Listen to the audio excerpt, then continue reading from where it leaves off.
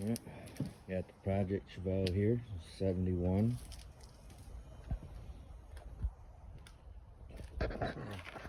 Bad running unit. Meaning, she actually runs really great. But first order of business we gotta take care of this alternator. I already did. This has got a front disc brake conversion on it. That's the first thing I fixed, was the brakes. When I got this thing, I had no brakes on it. And it was a easy fix. The calipers were just on the wrong side. But this alternator is an internally regulated alternator. This vehicle originally requires an externally regulated alternator. When I get this one going, it's overcharging. It gets up to 16 volts. We don't want that.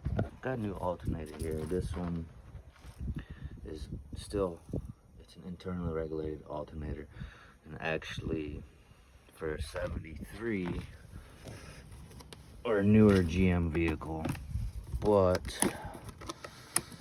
we're gonna try to make it work regardless. That same style pulley there, and here these connections are actually different than the ones that are on here. You see that there, but we're got a little adapter plug here, so I can rewire that stuff in this adapter plug and get it out of the box here. I know it's kind of a odd way to start out the video, but here is the external regulator. Cut the plug off because just using jumper wires was stupid. Basically, we twist these two together. This brown one goes to the ignition in the car. I don't remember what these other ones do, but we gotta twist these two together to be able to actually excite the alternator. I'll show you what happened, what's going on when we twist these two together. I can show you without the car even running. Ooh, you hear that? I'm getting shocked here. Not really, but there's power going through these wires. You twist those together, go into the car.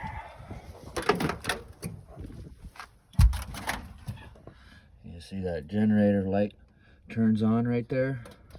And there, mind you, there's no power. No key in the ignition, no power. But we got the generator light popping on. So that light popping on, when I twist those wires together, should actually,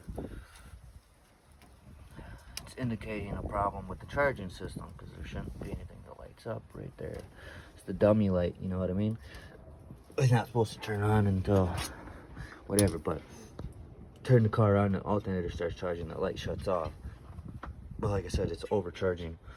So when that light turns on, it's indicating a bad diode in the alternator here. So that should be why it's overcharging, hopefully. I don't know for sure.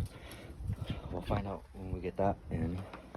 This is actually, car's got a wiring harness from a 70 Chevelle, and this is a 71. So the 70 wiring harness and the 71 wiring harness are technically actually different. We got this wire here, which is has constant power to it, and the actual wire harness for the 71, that wire should not have any constant power to it. So I don't know what's going on there. I didn't do none of this. Previous owner botched a lot of this up and put it together and got this thing back on the road. These are 70 Chevelle fenders, which are technically not for this car. You got to change out a bunch of stuff to get that to work. Yeah, I think this whole front clip here, core support and all that, is from a Monte Carlo. These probably came off of Monte Carlo as well, but they are the same for the Chevelle this year as well, so that works. Radiators from a Monte Carlo.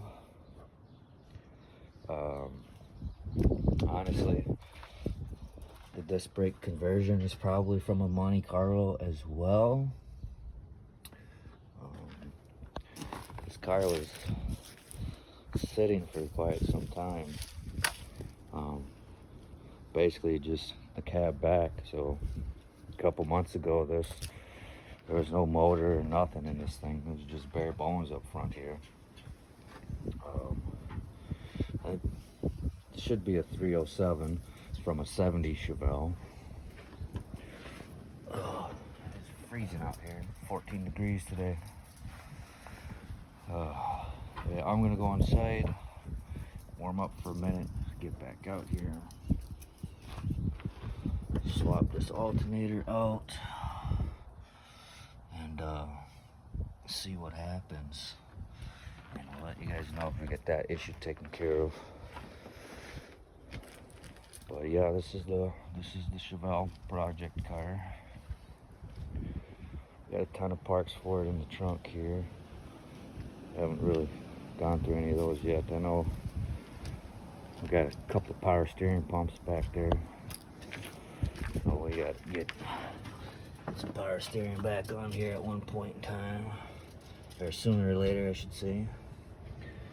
Got some oil leaks and stuff, but hey, the motor runs great. And that's good enough for now, for me. We'll worry about a new motor later.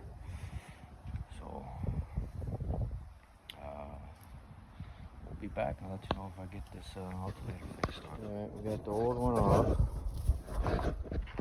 New one on, sort of on.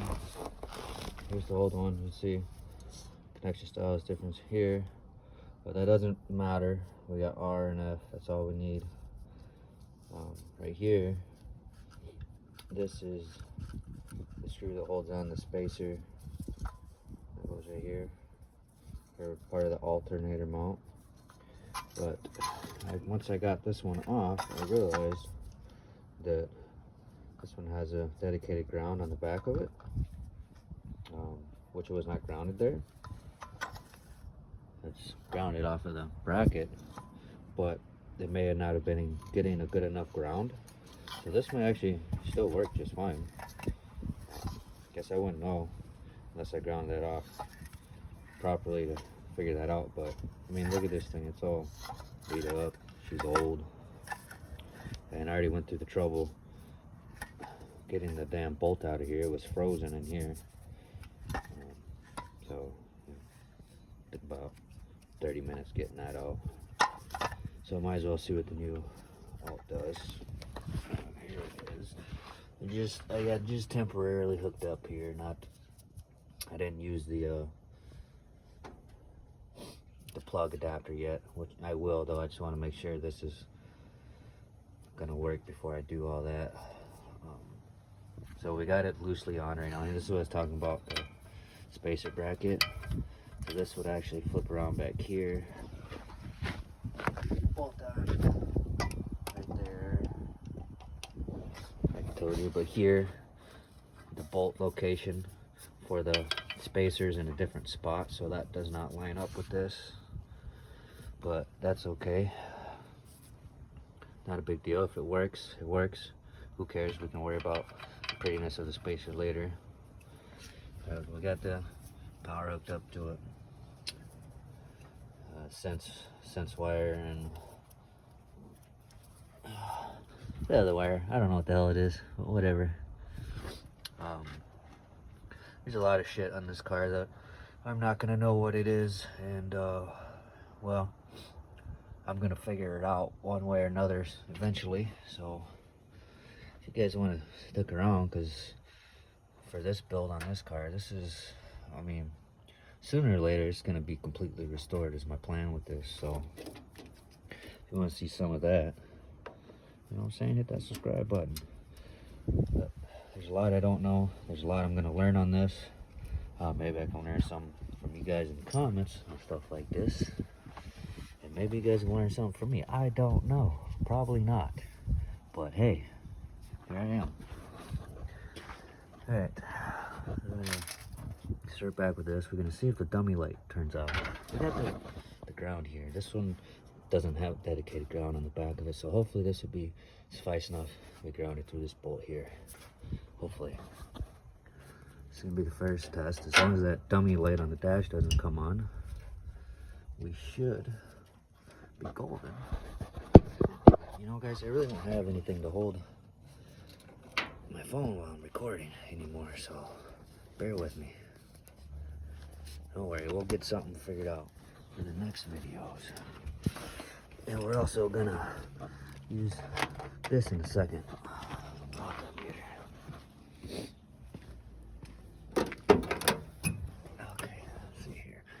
Alright guys, we have no dummy light on, so that is a plus.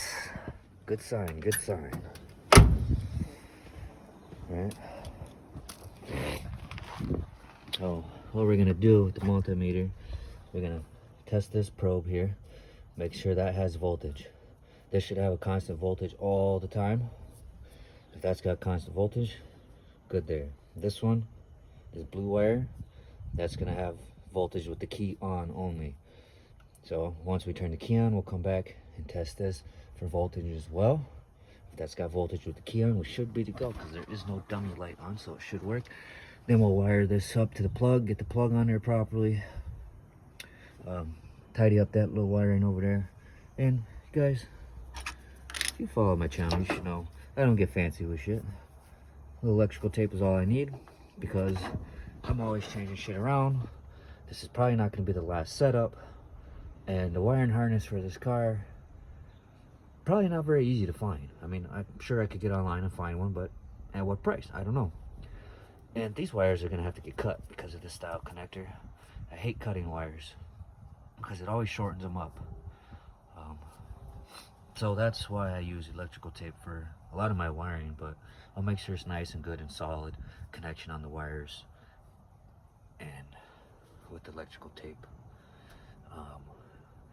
You know, so it kind of saves me a little bit of time in the future, and it can save you some money at some point in time. So I'm gonna try and set this thing up somewhere. Maybe you can kind of see. Nope, that ain't gonna work.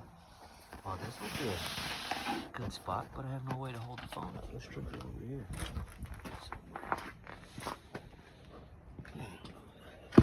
I have the jankiest multimeter right now too, so there's that as well. So I can't really use this multimeter at the same time.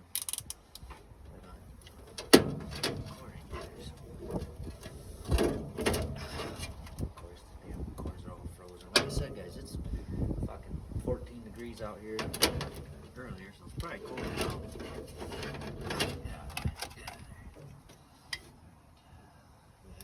Oh yeah, we definitely have voltage here. 8 volts, guys. See if I can get this prong stuck in there.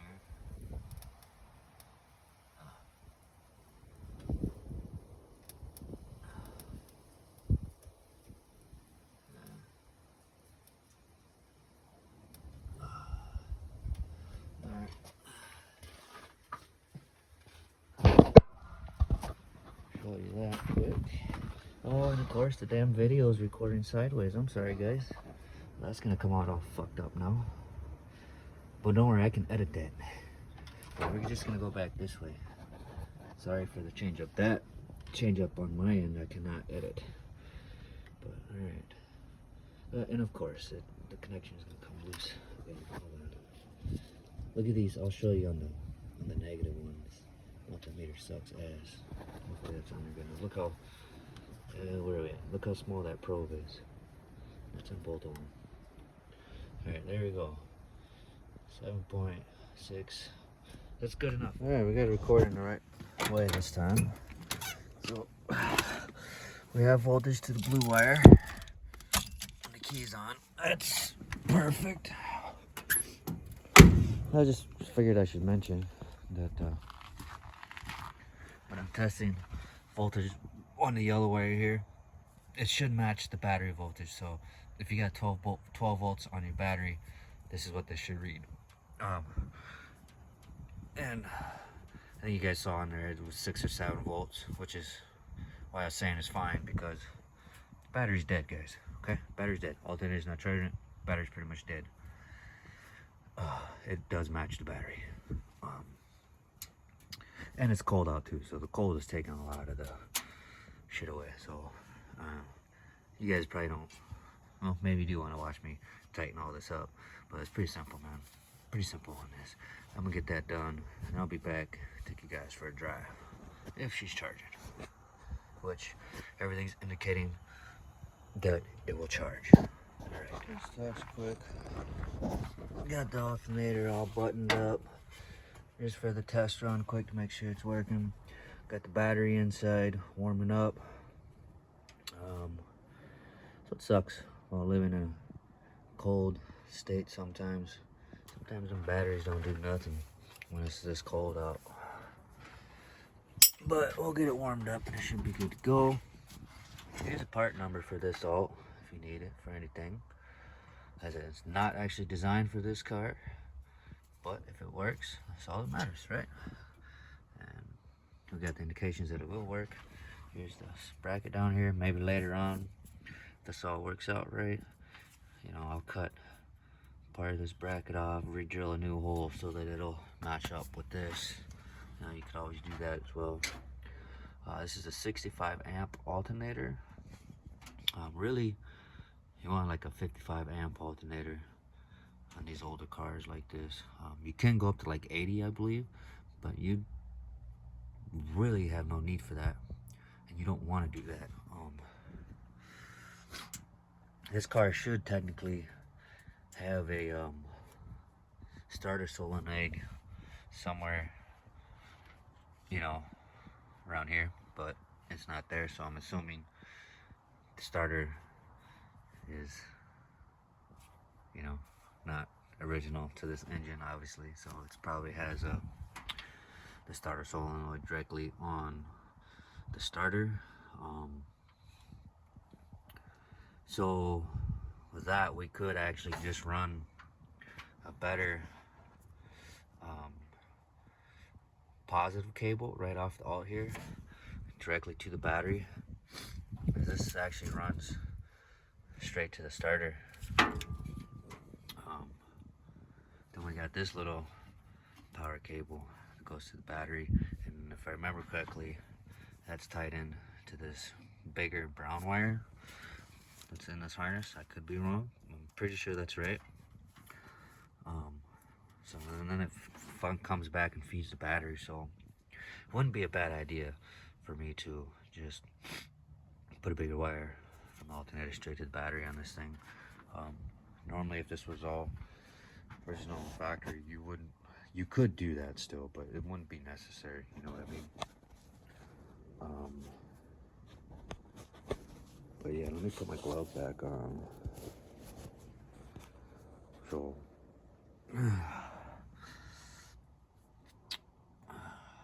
well, if you guys want to hear the, I guess you got time while that battery's warming up, I'll tell you guys the kind of the story behind this thing.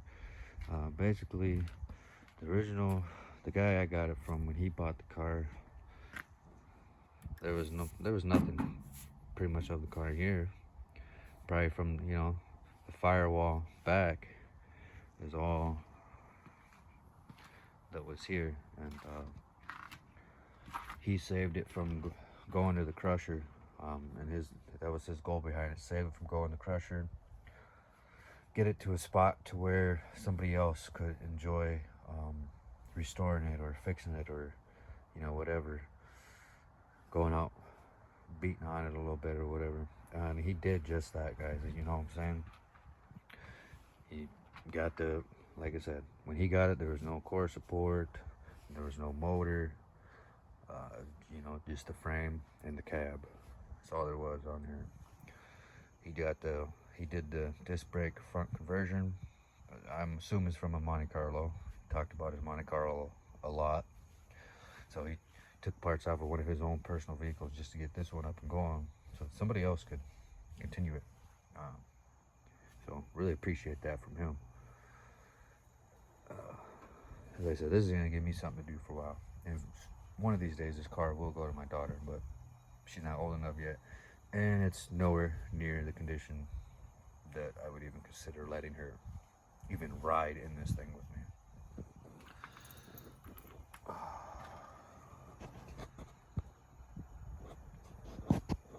So that is my goal with this car.